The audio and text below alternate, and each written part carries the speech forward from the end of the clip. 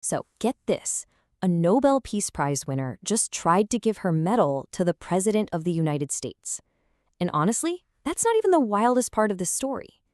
What looks like this really bizarre, kind of random gesture is actually a massive political gamble. We're talking about the future of an entire country hanging in the balance. And it all comes down to one single, unanswered question. The voice you just heard, that's Maria Corina Machado, the Venezuelan opposition leader. I mean, this is someone who has spent her entire life fighting for democracy back home. And with just that one sentence, I mean, picture this. It's a total mob of reporters right outside her meeting with President Donald Trump. She just lit a match and started a huge political firestorm. So why on earth would a Nobel laureate just give away their prize? It's a question that's way bigger than just, a nice gesture or some simple diplomacy. This is a question that's born out of the incredibly desperate political reality of a country that's right on the edge. To really get why she made this incredible offer, you have to understand the incredible situation that forced her hand. All right, so to figure out this pretty baffling gesture, we've got to rewind a bit. Let's go back just a few weeks. Because what went down in Venezuela right before this meeting in Washington, well, that's the key to the whole thing. It unlocks the entire mystery of this medal. You see, this meeting didn't just happen out of the blue. It was the direct result of a political earthquake, something that literally just rocked Venezuela to its core. And it created this sudden, really dangerous power vacuum. And in all the chaos that followed that earthquake, Maria Machado spotted this tiny window of opportunity. She saw a chance to make a really bold and very, very public move on the world stage. And man, it all happened so fast. First, in a move that shocked everyone, U.S. forces actually capture President Nicolas Maduro, the dictator who'd been clinging to power for years. Then, bam, he's taken to New York to stand trial. Just like that, there's this huge power vacuum back in Venezuela. And that's the exact moment Maria Machado, the woman many people think is the country's rightful leader, makes her urgent trip to Washington. Now, with Maduro out of the picture, you'd think this would be Machado's moment, right? I mean, she was widely considered the real winner of the last election. But nope. Maduro's allies were still pulling all the strings, and just like that, she was completely shut out. Again. Basically a leader in exile during her own country's crisis. So, with everything stacked against her, what's her move? What's the plan?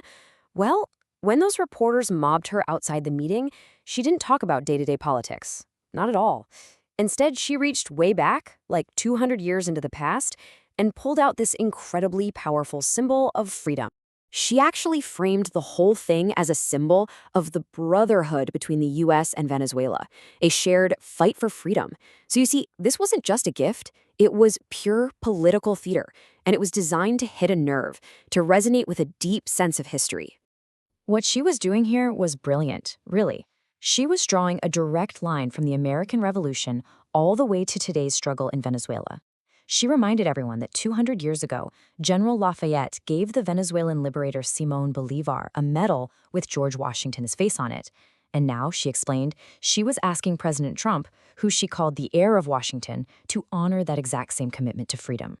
But look, this was way more than just a history lesson. This was a high-stakes political play. Reporters on the ground were calling it a charm offensive, and it was all designed to win over a very, very skeptical administration.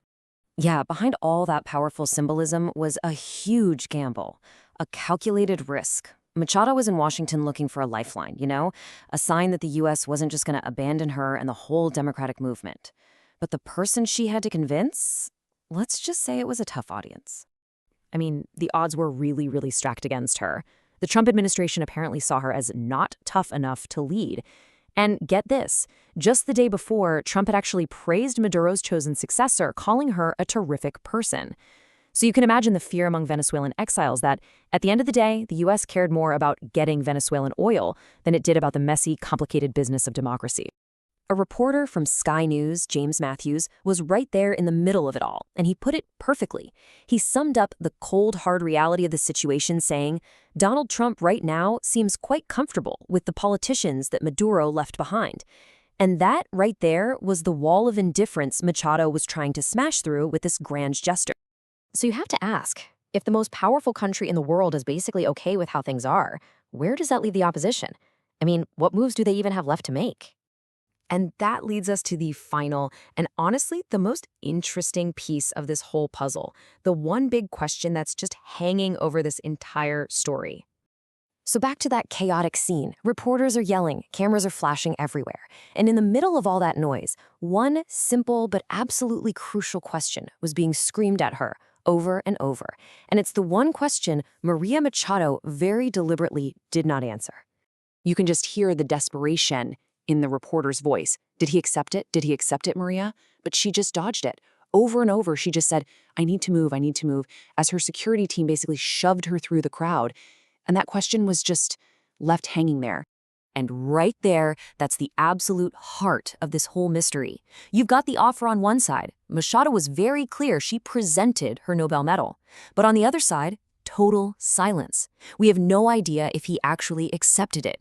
And trust me, any diplomat will tell you, presenting a gift and having that gift accepted are two completely different things, a world apart. So this whole incredible story just ends on a total cliffhanger. Did President Trump actually accept the medal? Because if he did, that would send massive shockwaves through the world of diplomacy. And probably more important for an entire country, will Maria Machado's incredibly bold gamble pay off? Or will it just go down in history as a desperate, failed attempt to change things?